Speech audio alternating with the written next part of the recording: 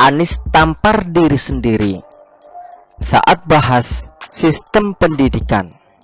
Bicara pendidikan, teman-teman, itu besar sekali. Jadi kalau boleh saya summary-kan apa yang harusnya menjadi fokus kita, itu kualitas guru dan kualitas kepala sekolah.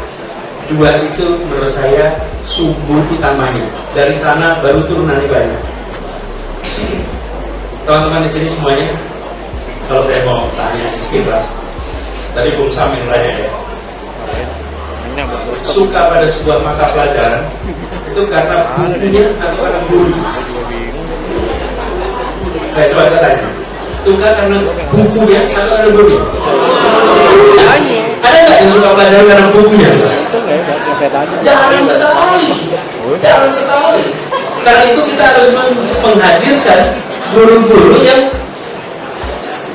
menyenangkan, guru-guru yang sekolah kita terus.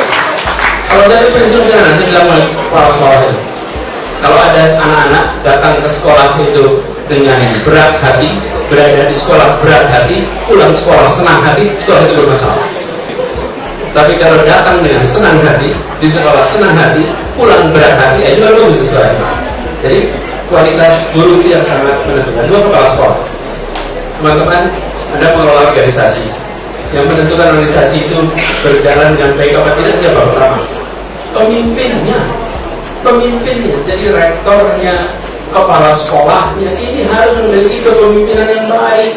Karena kepemimpinan itu yang menentukan kualitas sebuah sekolah. Tapi yang kita sering kotak-katik itu bukunya, belumnya proyek. Anies Baswedan kembali memberikan kritik, tapi kali ini mengkritik sistem pendidikan di Indonesia. Menurut dia, kurikulum pendidikan di Indonesia sering diotak-atik.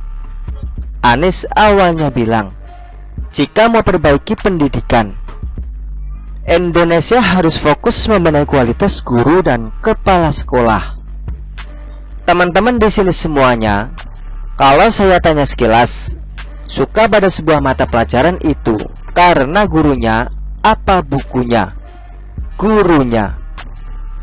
Ada nggak yang suka mata pelajaran karena bukunya? Jarang sekali, kata Anies. Karena kepemimpinannya itu yang menentukan kualitas sebuah sekolah. Tapi yang kita sering kotak-katik itu bukunya, kurikulumnya, proyek. Kata Anies. 1. Gurunya bisa konsentrasi ngajar.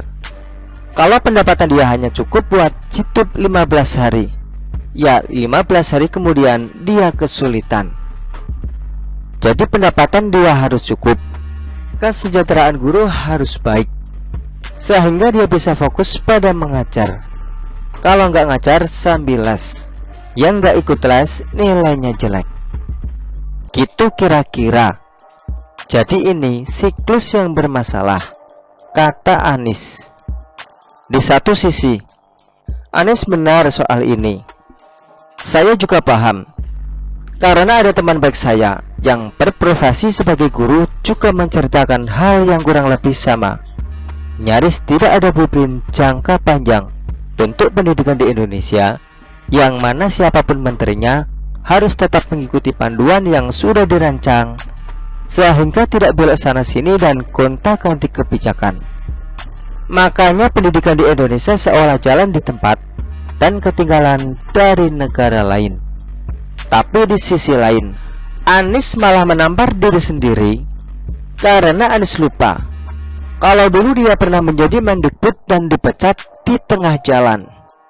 Alasannya sudah pasti karena tidak kompeten dan menimbulkan masalah. Kabarnya sih karena masalah pemborosan anggaran. Yang jelas, kalau Anies tidak salah, tidak mungkin dipecat begitu saja. Jadi kalau Anies mengkritik sistem pendidikan di Indonesia, artinya Dia sedang tabuk diri sendiri karena dia dulu bagian dari kementerian yang bersangkutan. Kemarin waktu jadi menteri ngapain aja? Apa yang sudah dia buat untuk memajukan sistem pendidikan di Indonesia? Terbukti kalau Anies ini cuma omong besar, hasil kerja nol besar juga. Jangan percaya deh apa kata Anies. Hari ini kedelai, besok tahu dan tempe. Omongannya tidak ada landasan dan pondasi yang kuat. Ngomong hanya seenak maunya sendiri, mengkritik, tapi secara tidak langsung sudah menampar diri sendiri. Begitulah kura-kura. Artikel ini diambil oleh siwa.com dan ditulis oleh XRD. Bagaimana menurut Anda?